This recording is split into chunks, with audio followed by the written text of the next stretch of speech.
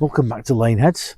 We're going to get the hotbed planted up today. So we've managed to get the lights done. As you can see here, we've built the frames, managed to stretch the polythene plastic over it, and we've managed to get some batons on the sides so we can keep it nice and taut. I've got a bit of a hook and bungee system set up so we could try and keep them down on the growing bed in sort of slightly windy conditions. We've used a couple of bricks as well, but very happy to get this started planted out. So we'll do some spinach today, we'll do some lettuce, we'll do some spring onions, maybe get a couple of turnips in, maybe some beetroot. We're going to do quite a few different varieties, but what I'll do is I'll try and show you planting it up.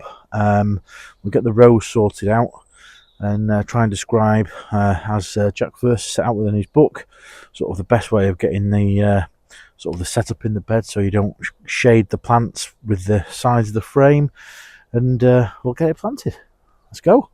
First things first, we'll get the bed prepped, so I'll try and get it sloped a little bit more towards the back of the growing frame, because that helps with the angle of the sun to not shade things from the front. It's a bit raised in the middle there, so we'll try and get things a bit more even. So that's a nice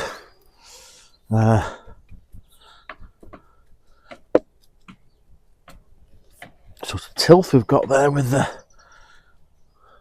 compost.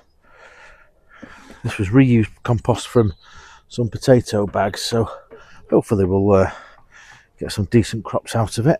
And what we've done is, for the first row, we measure in about sort of 7 centimetres, 3 inches in, and you want to try and sort of think about a band around the outside of the frame that's just going to try and prevent the sun from shading the sides, because anything that's so close to the edge here probably won't get a lot of sunshine and probably go a bit leggy. About 6 or 7 rows maybe, anywhere between 15 to 17 centimetres between each row, which is about 8 inches ish. So I'm going to go for about 16 centimetres. Going to just mark them off roughly using a board to press down, just to get an idea of where the sort of row should go. So that's the first one there. Get another one in. As I say, these are about 15. Just press down. I'm going to use the board to create a nice little drill. So that's quite a good little system. Might have to move the thermometers at this rate, so we'll take those out. It's 30 degrees, that's still registering in there, so take that out. And we're going again.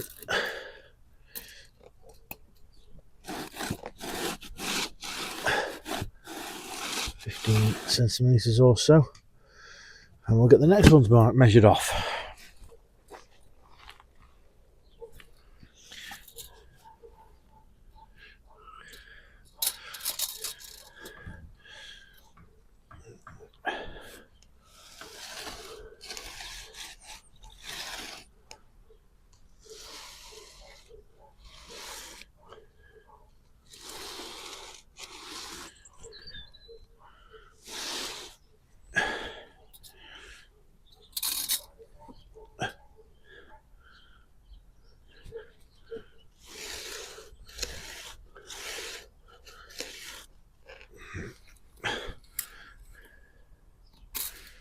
About 7 centimetres at the end.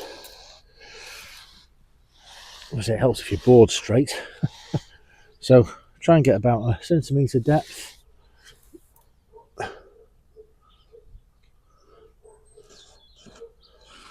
I say, you don't need to go right to the end, because you want that 3 inch, 7 centimetre gap at the end. How many have we got here? 1, 2, 3, 4, 5, 6, 7. So exactly as recommended. So we'll get the thermometers replaced.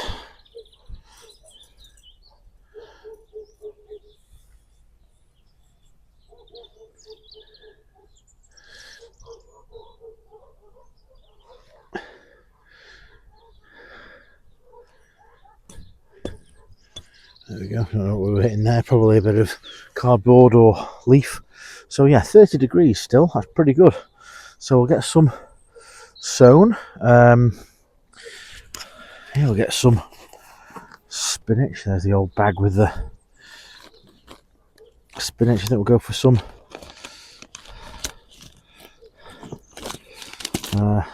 Madania and Amelia. Think about sort of sparsely sowing. These should come up hopefully pretty easily.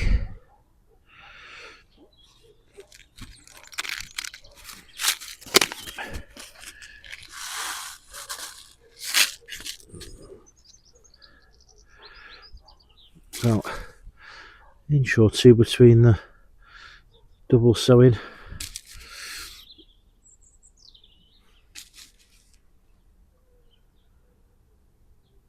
And like I say, stop about 3 inches around the outside.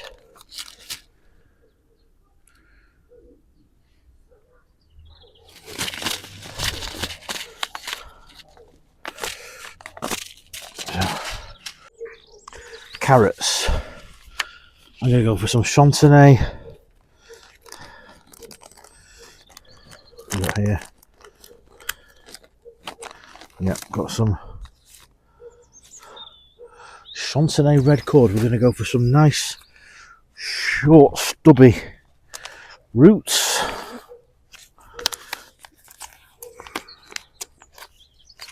Again, try and sow these as thinly as possible.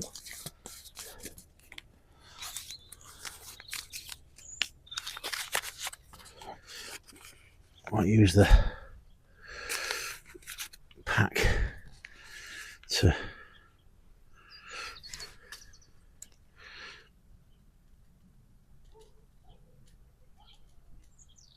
could be old seeds, so we'll be a bit more generous. Hopefully at this time of year we're not going to have problems with carrot root fly, not least because of the distance that the seed is from the ground. I think we'll be a bit more generous with the start of the row there. That's pretty thick at the back. I'll have to do some thinning. But that's the Chantenay red cord. Quite a stubby sort of looking root. Hopefully not going to go down too deep and hit the manure, which is supposed to be a bit of a no-no. Salad, we're going to try some lettuce bowl.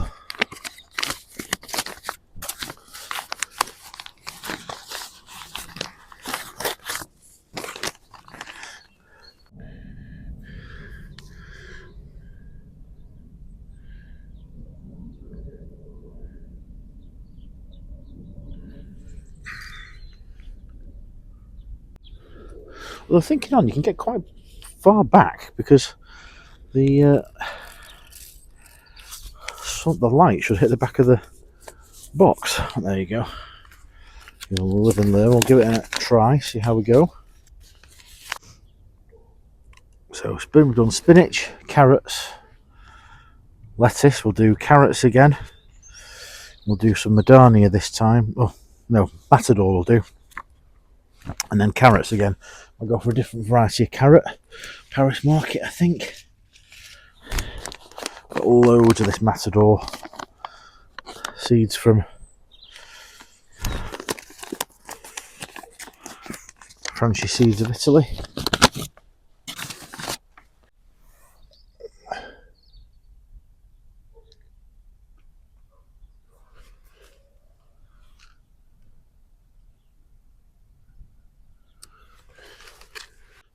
if you are going to build a hotbed, I suggest that you give yourself enough space around it to get all around, because that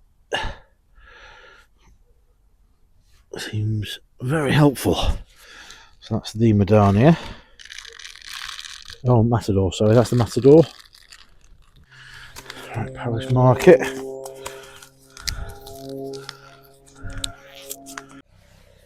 I have no idea how viable this carrot seed is, so I'm going to thin this a lot.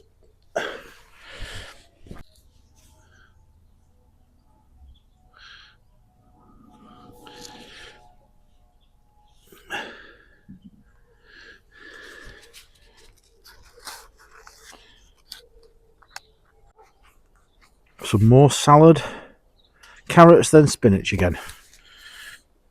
Yeah, I'll go for some little jam.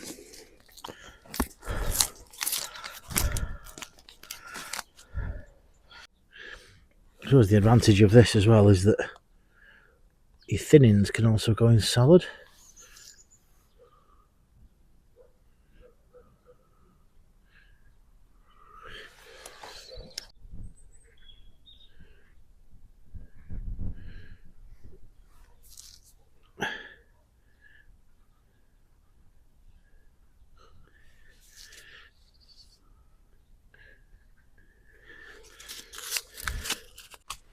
And what was last? Was it spinach again? Was it spinach again? Oh, spinach was at the end. I've done too many spinach. What do I like? What do I want next? Although we'll probably get more use out of lettuce, I think. So we'll do some headed mixed.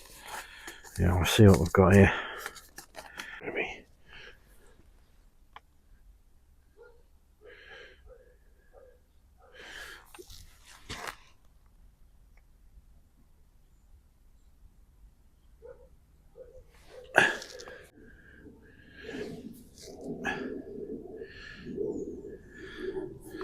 There you can see we're putting the Matador in. Nice and sparse where I can. As I've said, all the thinnings can go as salad. Anyway.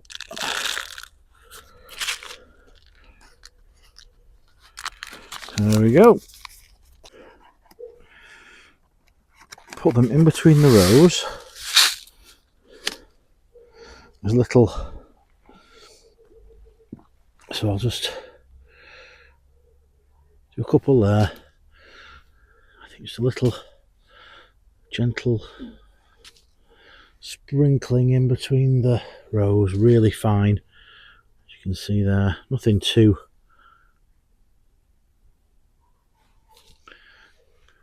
like a proper thick line, but we're going to get some catch crops of nice quick French breakfast radish in between the rows as we are. What we'll do is we'll just close the rows off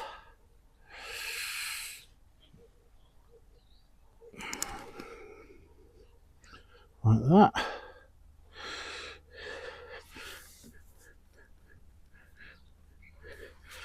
Just give them a bit of contact. Same for the radish.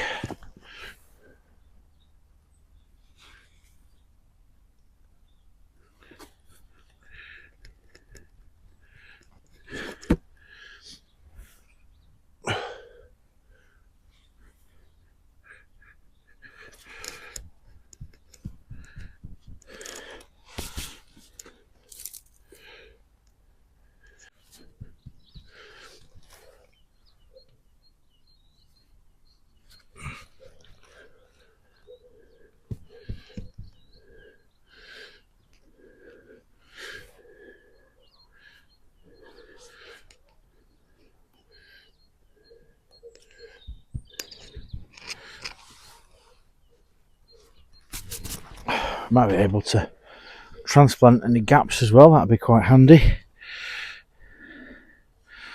There we go, just fill the drills up. Get some good contact. It's quite moist. I'm probably not going to water it today. We'll get the lights on and we're good to go.